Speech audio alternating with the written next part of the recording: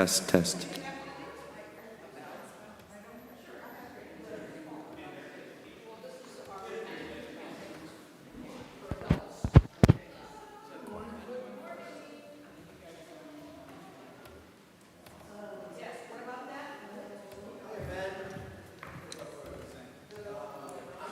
Pulpit.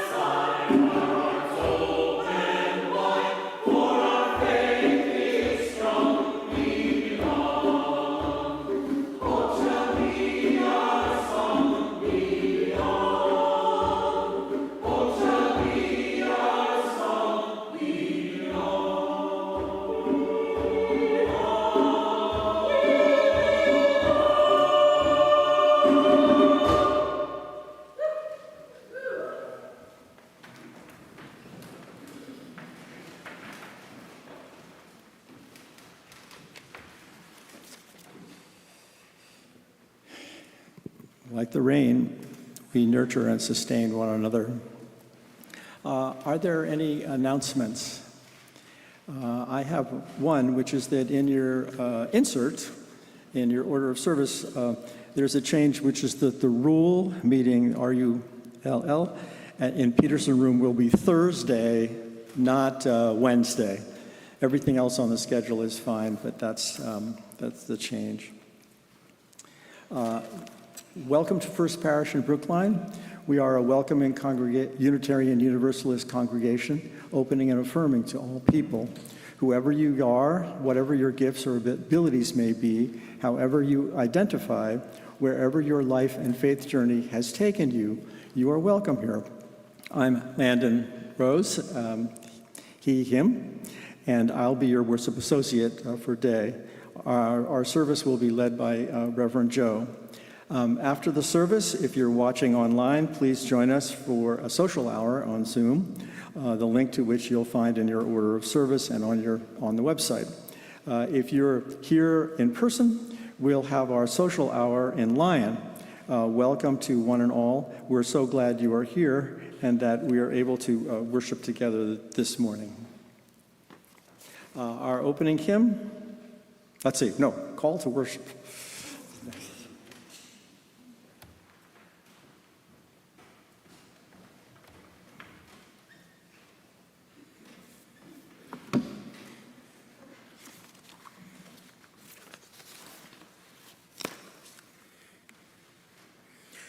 For this moment, this one moment, know only that you are loved, that you are safe and whole and loved. Know that you belong here among us, here upon this earth, in your body, however tired or broken your heart may be, whatever fear, disappointment, anger you carry, for this hour you are not alone. Feel the presence of the others surrounding you, breathing beside you and with you.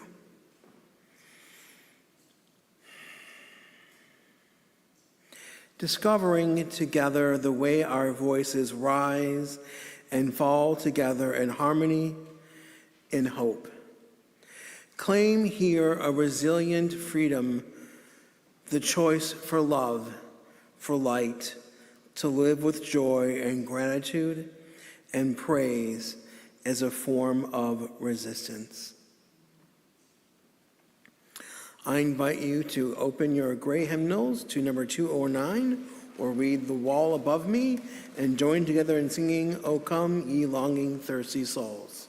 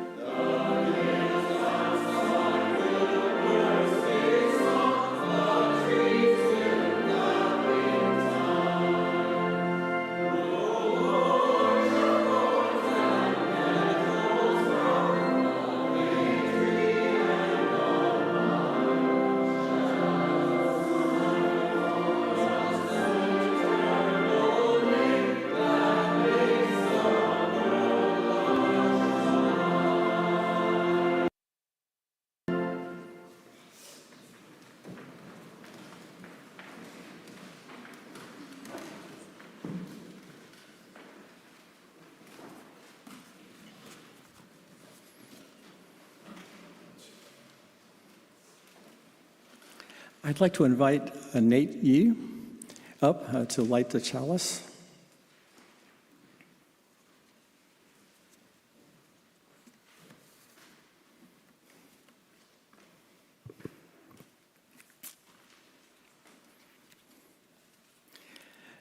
As we light this chalice, we remember that belonging is not a place, but a promise to see one another as worthy, to offer space for each soul to be its full self.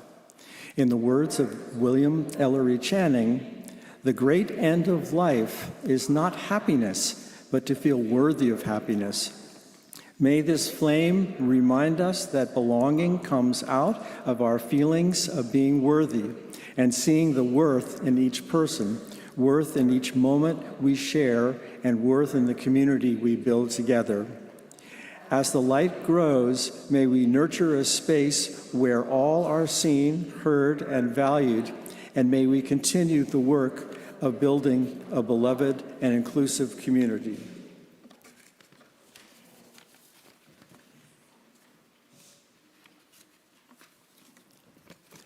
Now is the time for the children to go to a religious exploration.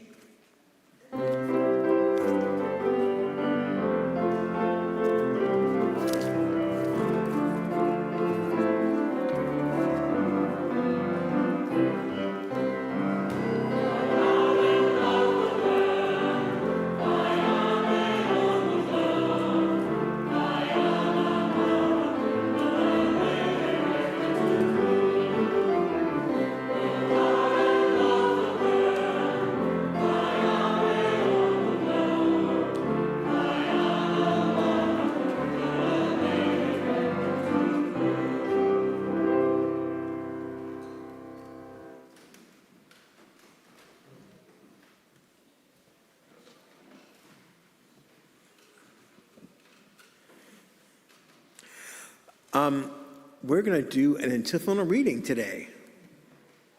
I hope. Great. Belonging is the warmth of a hand held out, the nod across the room that says, I see you. Belonging is not agreement, but the invitation to the table.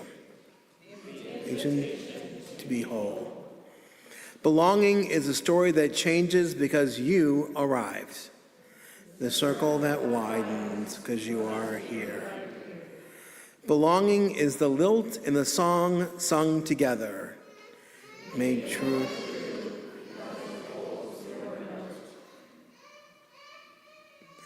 All the notes. Belonging is a promise, not that you must become us, but that you already are. So we would like for the congregation to sing, led by the choir, one verse of Spirit of Life, but as we welcome up Joanna and then Elena and Carla, not Elena, Hobson, a bunch of people. They kept changing, sorry. So we're going to sing together, hear their reflections, and sing again.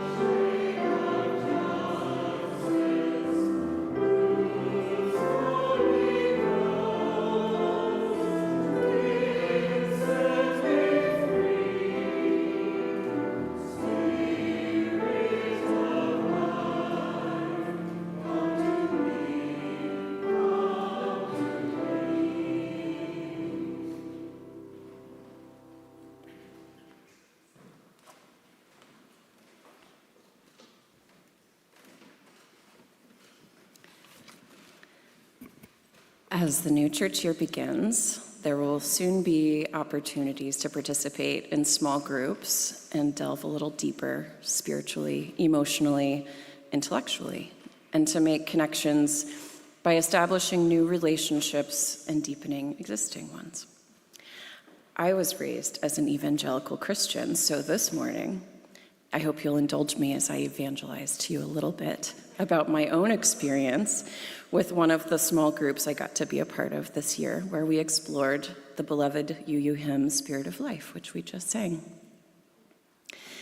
In 2020, my partner, my daughter, and I moved to Brookline from Texas in the midst of the COVID shutdown. For the first 3 to 4 years of living here, my work, friends, and family were all across the country, and I felt isolated. I longed for connection locally, but I didn't know where to find it.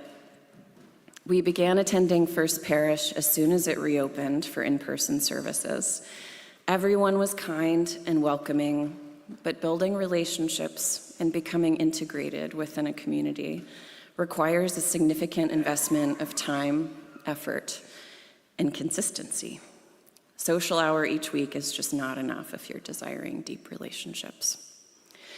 Earlier this year, there were sign-up sheets going around for a couple of new groups, and hungry for more connection, I signed up for the Spirit of Life class led by Eliza and Carla.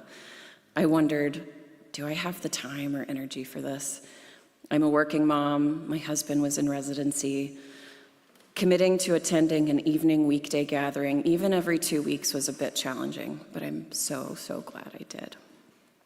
First, after a stressful day at work, each session of the Spirit of Life class was like a healing therapy session, or a hot bath, or meditative yoga.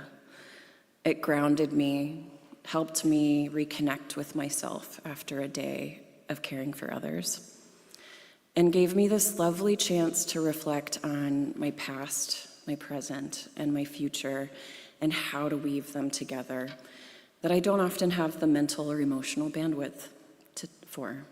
It was refreshing.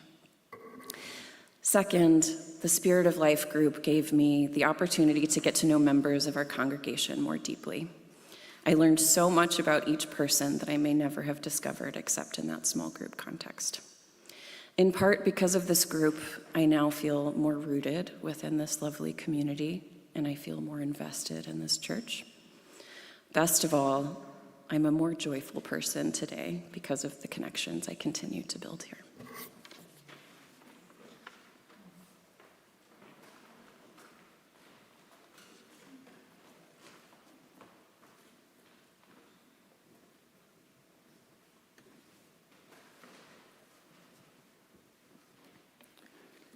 So my name is Hobson Goulart and my wife Jennifer, and we're going to talk about our experience in small groups.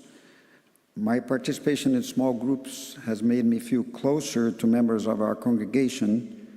People were always very open and honest about their joys and sorrows and sharing personal details about their lives, which prompted me to do the same.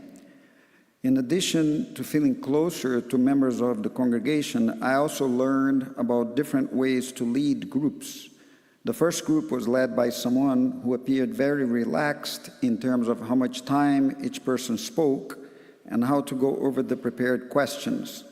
A few times, in true UU fashion, the group came up with no questions, and the facilitator was flexible and worked with that.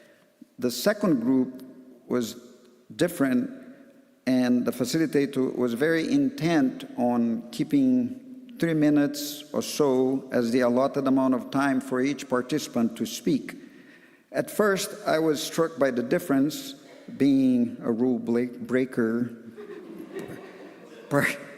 particularly with the facilitator using a timer so that people knew how much time they had used. To my surprise, I became accustomed to the timer and to the more disciplined way the group functioned.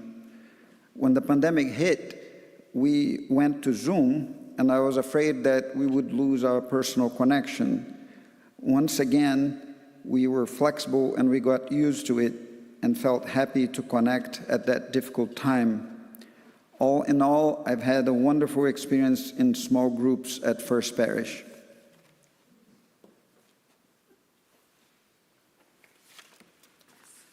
Good morning, I'm Jennifer Goulart.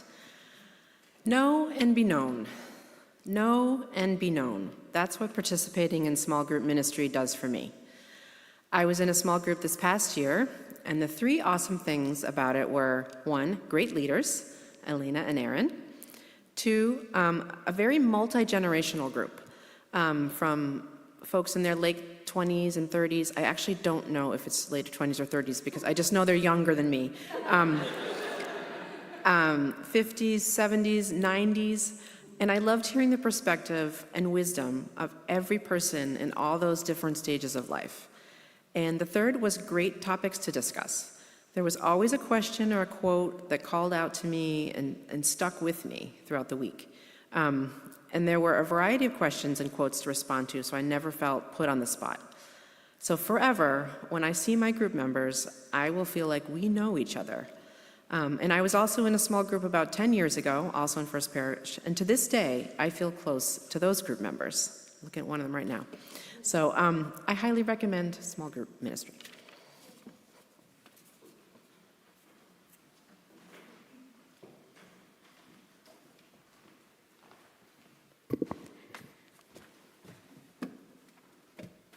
I'm the particularly short one. So, good morning, and thank you, Joanna Hobson and Jennifer, for sharing your reflections on your experiences. In your order of service this morning, there's an oversized handout. There's a regular sized one that has the calendar and some announcements, but there's an oversized one that is designed to be a menu. And you have just heard about 2 of the entrees on the menu.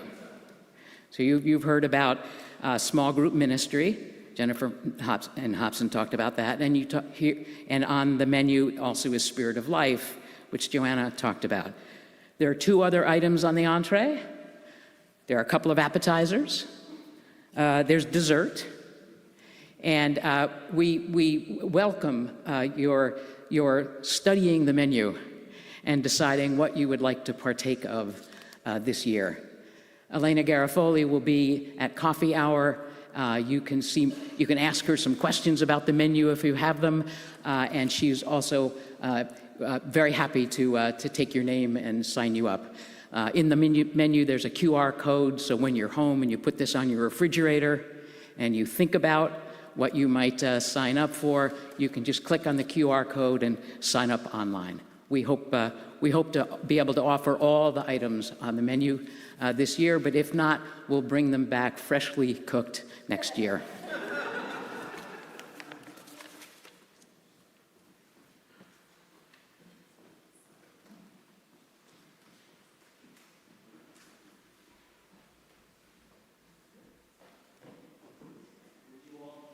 Would you all join in Spirit of Life one last time? And Peter, if you would advance it on the slide.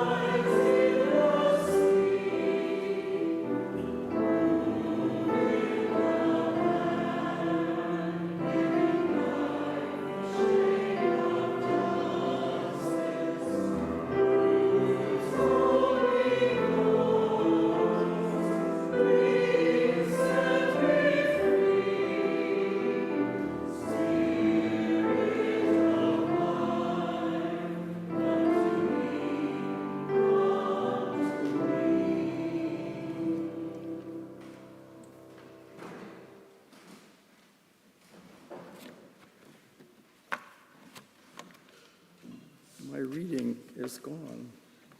My reading is gone.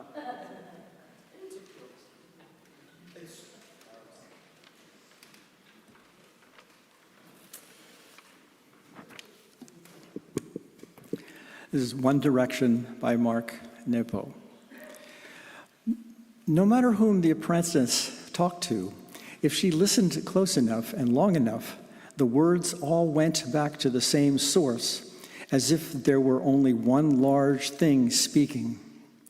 No matter how many eyes she looked deeply into, they all eventually revealed the same shimmer, as if there were only one large thing seeing. No matter how many pains she soothed, the cries all sounded from the same human hurt, as if there were only one large thing feeling. When she brought all of this to her master walked her in silence through the woods to a clearing where they sat on a fallen tree. The light was flooding through, covering everything. The master placed a stone in her one hand and a small flower in her other hand and said, "Feel the warmth from both stone and flower. See how both are covered differently with the same light. Now trace the light of each back to the sun." The apprentice heard the one large thing speaking in the master's voice, saw the one large thing shimmer in the master's eyes, and even felt the same human hurt in the master's soft silence. The light grew even stronger, and the master said, "We are all just small stones and little flowers searching for our sun. What you have seen under words, behind many eyes, and beneath all cries is the one direction."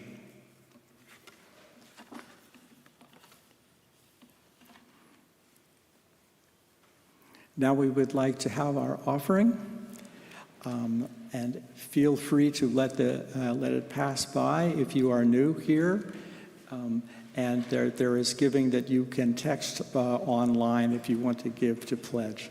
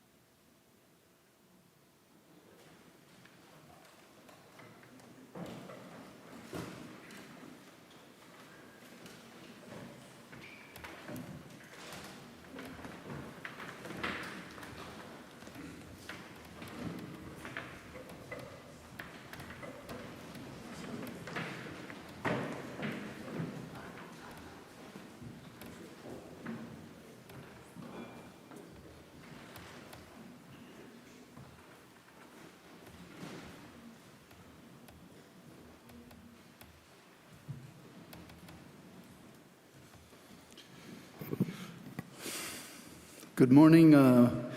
My name's Whit Larrabee, he, him. I'm the board chair here, and on behalf of the board, I want to thank each and every one of you for your generous contributions this morning, as well as all the other wonderful ways that you give to our community. And as a representative of the board, I can promise you that we will faithfully care for the funds and the contributions to the community. Thank you very much.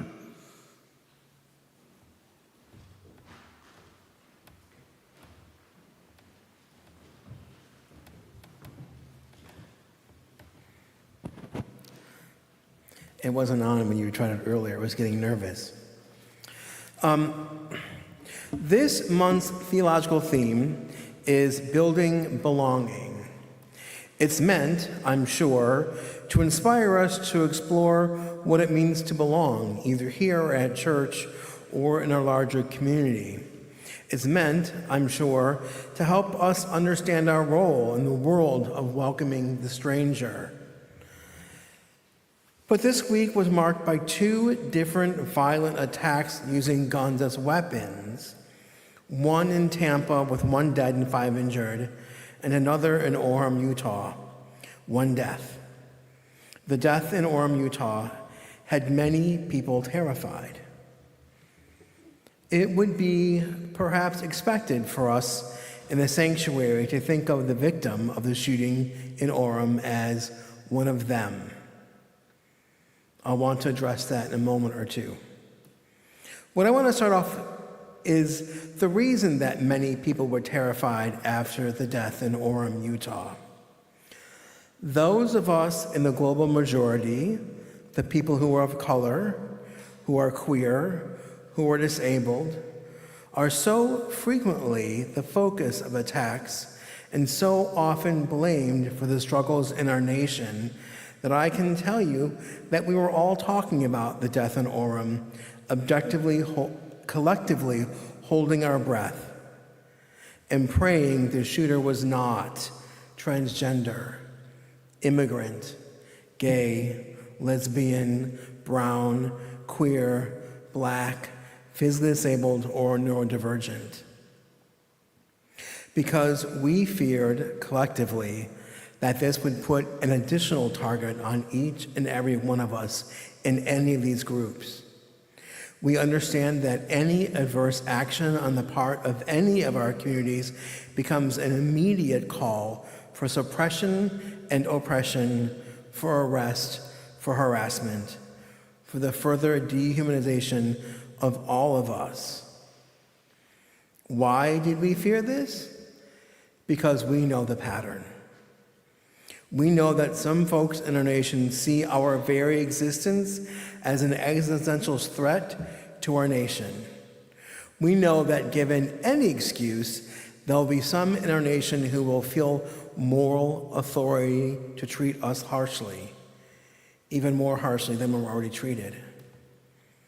And so when the shooter turned out not to be one of us, collectively, we exhaled.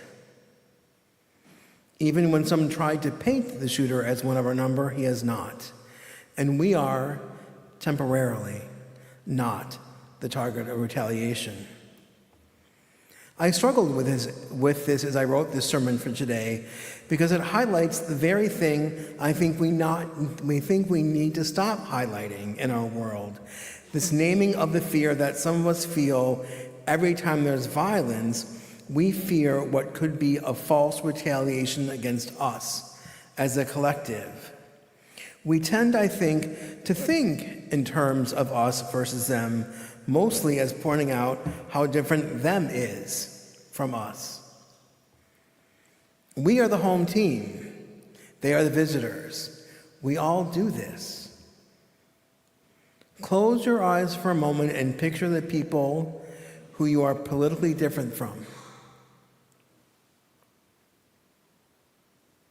See their signs. Hear their slogans. Listen for a moment to their rhetoric.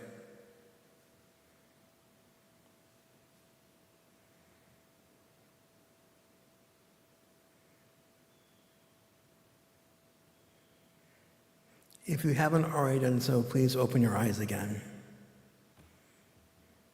It's all very them, isn't it? It's all very way over there. The signs on the freeways as I pass by, etc. What were the feelings you felt while you were focused on them? What if I told you there is no them? In truth, there is no us versus them. There is only we. We, the people. We, the humans. We, the mammals. We, the vertebrates. We, the living. We are all in this together. We are all in this life together. It can be comfortable to sit with this. It is so easy to otherize the others, except we cannot do this. The otherizing diminishes their humanity, their inherent worth. This is the path toward destruction. Instead, we are called to the difficult task of building belonging, of building places and spaces where conversations, not shouting matches, can be had. Before I begin this part, I want to let you know in advance, I don't have the answer for it. It's an idea I have, and I'm open to the wisdom of the collective to help flesh it out. The kind of people who meet in our churches are the kind of people who like to talk about things. Do you know the old joke about the UU getting into heaven? There's many of them, but this is a good one. In this one in particular, our UU friend dies at the end of a long and useful life and finds themselves somewhat perplexed at the storied pearly gates. And when you know it, there's a guy there with a name tag at the desk that says, Peter. Peter says, oh, we've been waiting for you, and indicates a sign to Peter's left. There are two doors and a sign. The sign says, heaven to the right, discussion about heaven to the left. You might be able to guess which door our fellow UU chooses. We like to talk and talk things through, and this is kind of our default. Talking is in our toolbox of problem solving. It might be our whole toolbox of problem solving now that I think about it. Stay with me as I stretch this metaphor even farther. Our toolbox has a hammer, of course, and a tape measure, and even sockets and wrenches. There are nuts and bolts for building, etc. And because of who we are, they're all metric. The people we understand less, the people we might have formerly called them, also have a toolbox, a hammer, tape measure, sockets, etc. But that toolbox is filled with tools for imperial measurements. The wrenches in the two toolboxes serve the same function, but they are not always an easy for each other's bolts. The tools in our toolbox work for our system, and the toolbox in the other system works too. But there isn't much, if I may, cross-cultural flexibility between the two boxes. How do we solve this? I don't know that I have the answer. In fact, I'm sure I don't have the answer, but we must find a way to work together or we are all going to be in big trouble. The way forward is not through cheap forgiveness. It is not through smugness or intimidation. I strongly suspect that the way forward will require the tools of grace, kindness, and forgiveness, even when we don't feel like it. In the last paragraph of his second inaugural address, Abraham Lincoln wrote, and you'll know some of these words, of course, about strife in the nation. With malice toward none, with charity for all, with firmness in the right of God, as God gives us to see the right, let us strive to finish the work we are in, to bind up the nation's wounds, to care for him who shall have borne the battle, and for his widow and his orphan, to do all which may achieve and cherish a just and lasting peace among ourselves and with all nations. I am desperate to hope that we can heed these words of President Lincoln before there are larger battles, before there are more widows and orphans. The thing I find so confusing in all this tension and talk about armaments and guns is I think one only needs close your eyes and imagine a tank on Walnut Street to really strike fear into how serious this is. If we have any hope of preventing what might be coming, it is if we begin now to build belonging, to build understanding, to build connections between our neighbors. I know it's hard work to lay aside our fears, to lay down our senses of righteous indignation. But hard work is what's called for now more than ever. We must learn that we belong together. There is no us versus them. There is only we. Amen. Please join together in singing our closing hymn, The Fire of Commitment, which is number 1028 in the Teal hymnals or on the wall.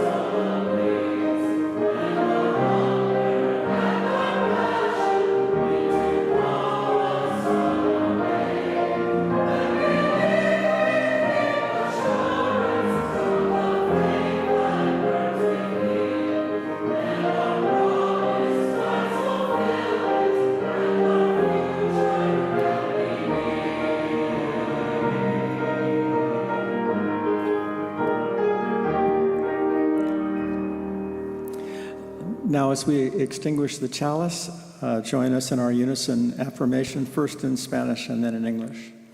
Apagamos esta llama, pero no la luz de la verdad, ni el calor de la comunidad, ni el fuego del compromiso. Estos los llevamos con nosotros y ofrecemos para bendecir al mundo. We extinguish this flame and not the light of truth, the warmth of community, or the fire of commitment. These we carry with us and offer as gifts unto the world.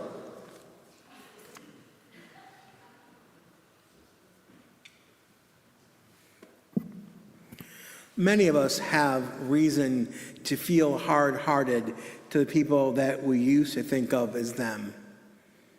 Many of us do. But as we go out into the world that surely needs our message of radical love, we have to be able to put that aside and love our neighbors. So please do your best. And if you need to come back here every week for a little recharge, that's what we're here for. Go forth in love.